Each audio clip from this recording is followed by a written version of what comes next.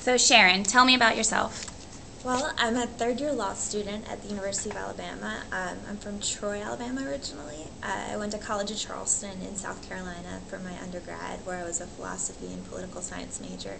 And now I'm here in my last year of law school. Okay. You won first place in the student category for the American Bar Association Journal's 2008 ABA Journal Blog 100. Tell me about your blog and why you started it. Well, I love, the title comes from this lovely Southern phrase that I can't get enough of when people say thank you, ma'am, after you do something for them. So I titled it Thank You, Ma'am, and I started in college where I originally did a lot of political commentary, but it changed into kind of commentary on the law school experience as I got into law school. And I just started it because as an outlet for my writing, because I really like to write. But it's turned into something that people can relate to, I guess. Surprisingly, it wasn't planned that way, but it's just an outlet for my writing that turned out people liked. Awesome. How often do you update your blog? It depends on how often interesting things happen. Some at the most like 3 times a day, but sometimes I'll go a couple days without updating. Okay. Have you started any other blogs since then? No. No. Okay. Has the award helped you land jobs and interviews? Yeah, definitely. It's helped and it's hurt. It's helped in the sense that that it's like a product that I can show people. Like I worked at the New Republic this summer, which was a wonderful experience, and it helped that I had this like archive of writing that I've already done to show them. But it's also the award has hurt in a certain way, in Really? the sense that because now that professors are aware that I have this blog, they're a little bit hesitant about what they let me write about, and so sometimes if something funny happens in class, they'll say, "Oh no, you can't write about that." I don't want to see that on the internet. So. Wow. Yeah, I see.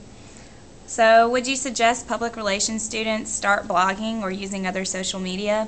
And could you give them some advice for anyone who wishes to start a blog?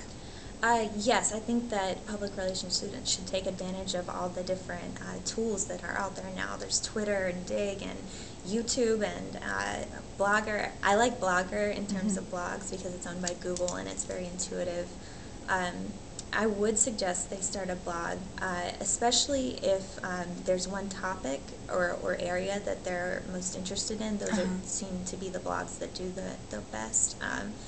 And in terms of making your blog popular or getting readers, it helps to link to it from like every chance you get, which seems kind of over the top or too self-promoting, but it's really not. It's really kind of necessary. Link to yourself from Twitter, from a Facebook page, and update a lot. And there's also a strategy to web writing that Slate has kind of perfected. It's shorter articles, be very succinct, link to other people, comment on other people's blogs. There are a whole list of strategies that you can use to get readers. Okay. And can you find that list anywhere, or you? I should probably write it down. We can get a list of that later. Yeah. Okay. Before your success with your blog, you started a Facebook group called I Judge You When You Use Bad Grammar, which now has almost 400,000 members. Tell me why you made this group and what the group is all about. Well, the group was kind of a tongue-in-cheek way to address something that really annoys a lot of people.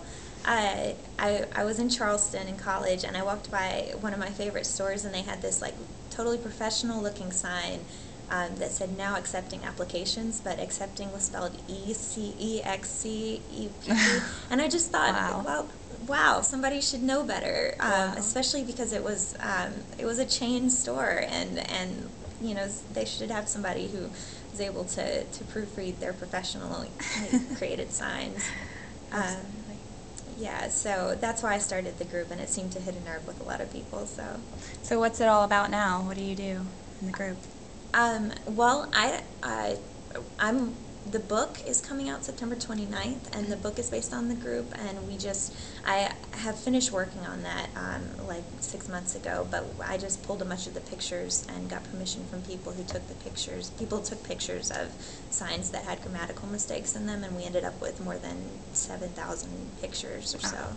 Good. So we've got 250 pictures in the book, and we're working on licensing the pictures for other purposes too, which will be cool.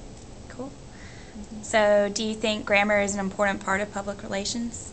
Definitely, in the sense that people are always making judgments in their head about you. Absolutely.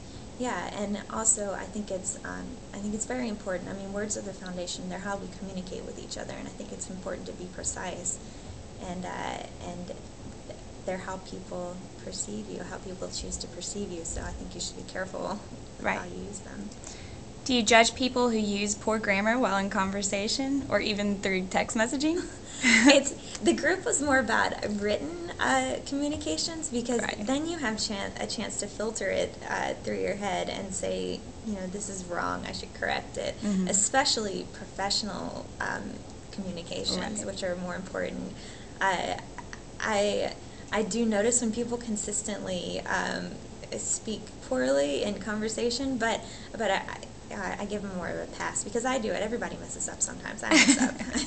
It's nice to know. Yeah, definitely.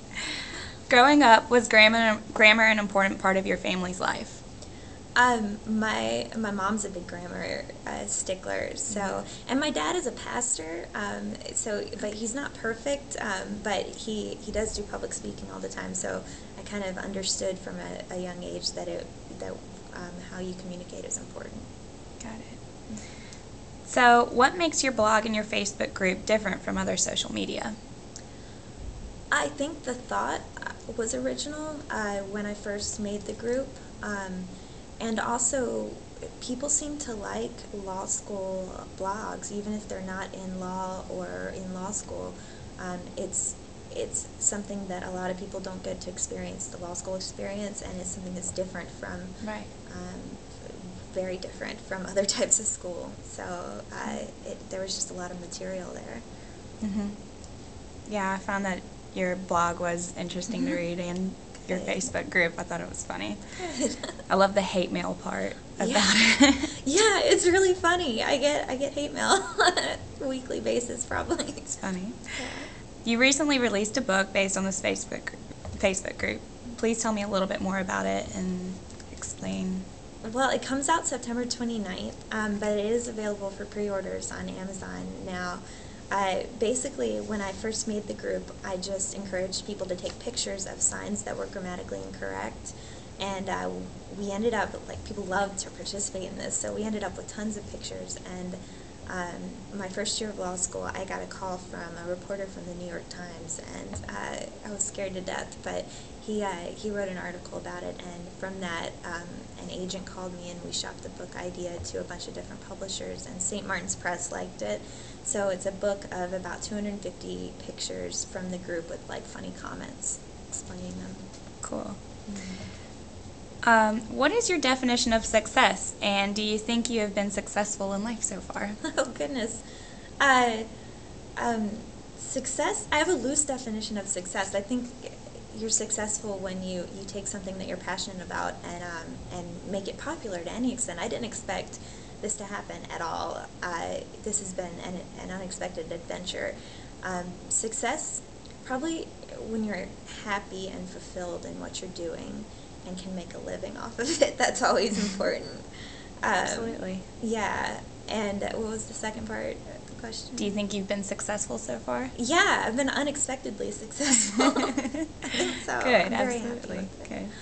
Do you have any more advice for public relations students? Just take advantage of every tool available. With the internet now, there are so many different, they might seem kind of redundant to update your Facebook status all the time and do Twitter and do all the other similar things, but each one reaches a different type of audience, and that's okay. I think you should just take advantage of all the free tools that are out there. Right, absolutely. And I have one last question. Have I been grammatically incorrect at any point through this interview? Not that I've noticed. Not at all. Not at all. Good. Okay. Well, thank you so much, Sharon, and we hope to get your book soon, and Yeah. we'll look forward to it. Thank you. You.